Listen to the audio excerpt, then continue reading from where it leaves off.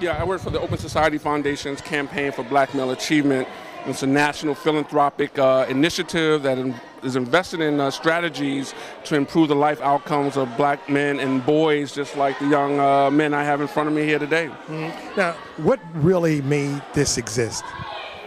Made what? The program itself. Well, it was really the effort of our living donor, a man by the name of George Soros, that decided, along with the board of directors, that as an Open Society Foundation, we could not stand by and look at the deplorable outcomes that black men and boys were facing and are facing with education, mass incarceration.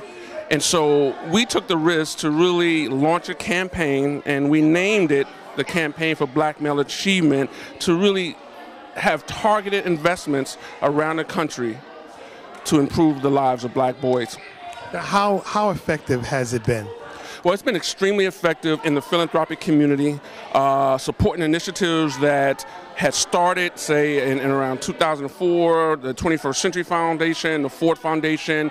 But over the last 3 years since this initiative, it has really elevated the conversation across the country. We have been keeping the whole notion that there's a crisis, a shameful crisis in America with our boys and black men. And so our work around investing in education and work and family, strategic communications, has really kept this issue at the center of the political, philanthropic, and public debate. Has it been difficult finding organizations committed and dedicated to seeing a success in really changing this paradigm? No, it hasn't been difficult at all.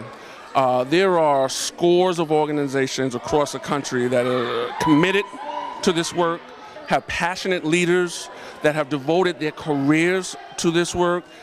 The challenge is that the demand far exceeds the supply.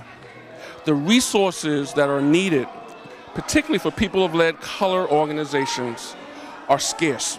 And so the biggest challenge that we have at the Open Society Foundations around this issue of black male achievement is that there simply are not enough resources.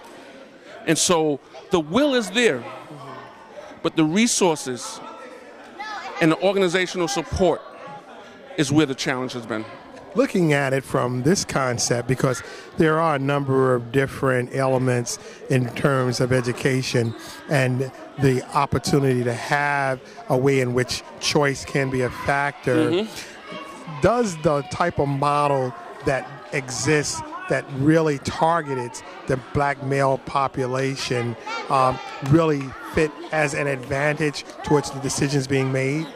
Well, yes. I think if you look at the data and the outcomes and what black men and boys are facing, it calls for targeted investments.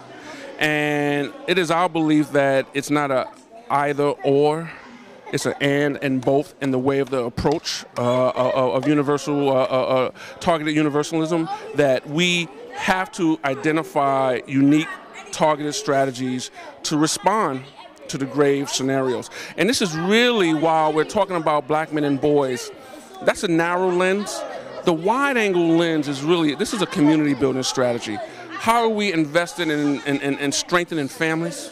How are we strengthening communities across the country where communities are safe, fertile havens for our boys to grow up in, and for men to find jobs and be nurtured and supported. So this is really, on a wide angle lens, a community building strategy. All right. Well, thank you very much. Hey guys, did you like Mr. Dove's presentation today? Yes. Yes. All right. Yes. Great. Is there anything that you like to say to him? Sir. I like to say, when I grow up, I want to be a rapper and a basketball player. Okay.